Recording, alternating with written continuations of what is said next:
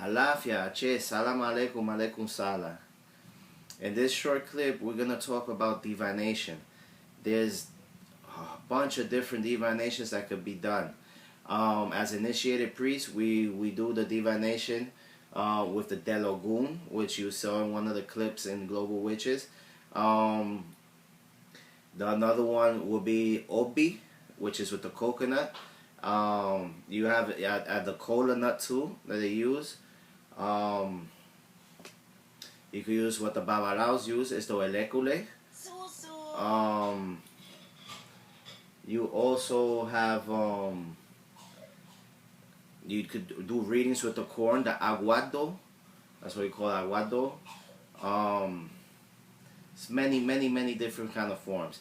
But now let's get into ones that you could start practicing as a non-initiate.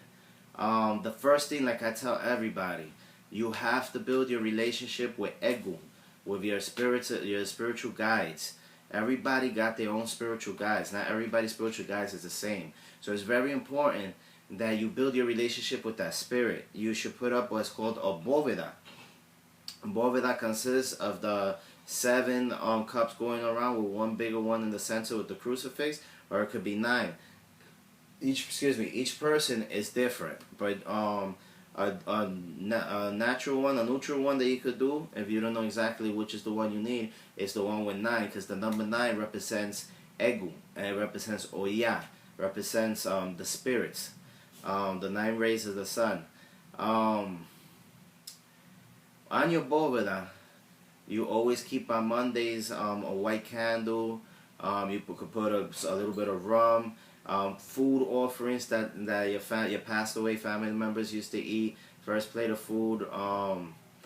The bóveda, you clean yourself on it too.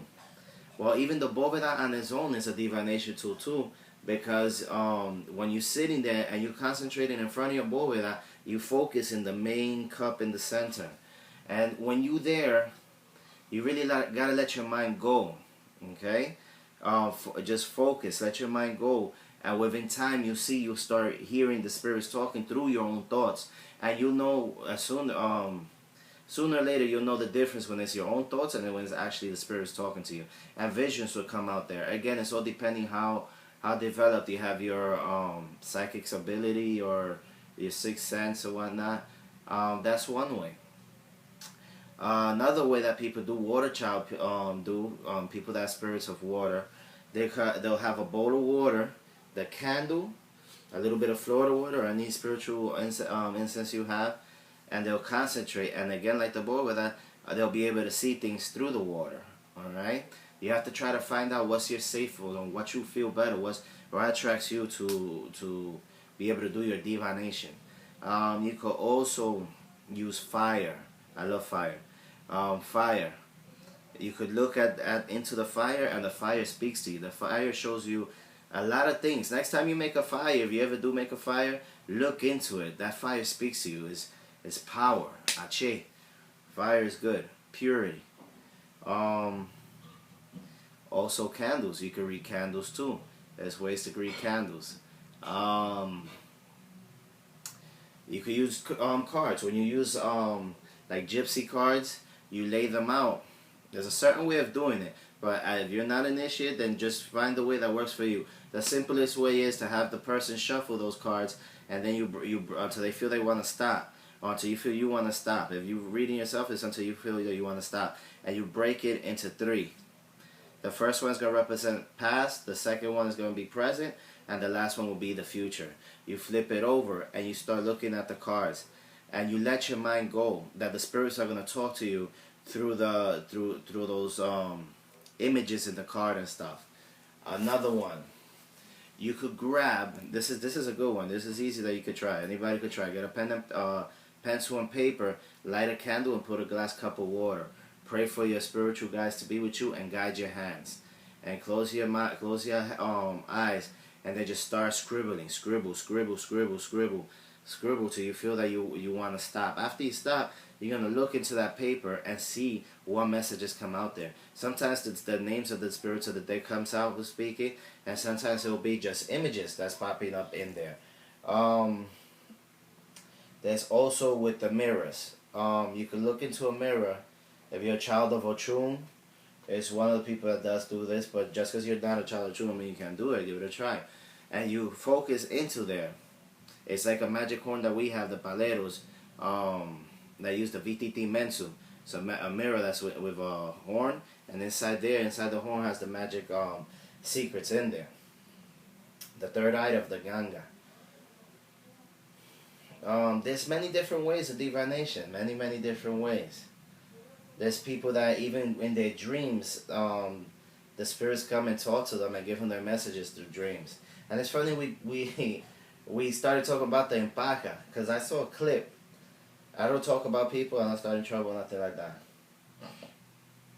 But the only people that can have an enganga is a Tatankisi Malongo. Is a palero priest. Okay? If you're a Ifa priest, you're not gonna make an enganga and say that's an enganga. That's wrong. I mean, if in your eyes it's okay, I don't know what house you came from, whatever, but that's not right, and that's not teaching the people the correct way. If that's the case, then I could go buy a batea of orula and put some inquins and the secrets that I know what's in there, and feed it and put it lecules and then call myself a babalao.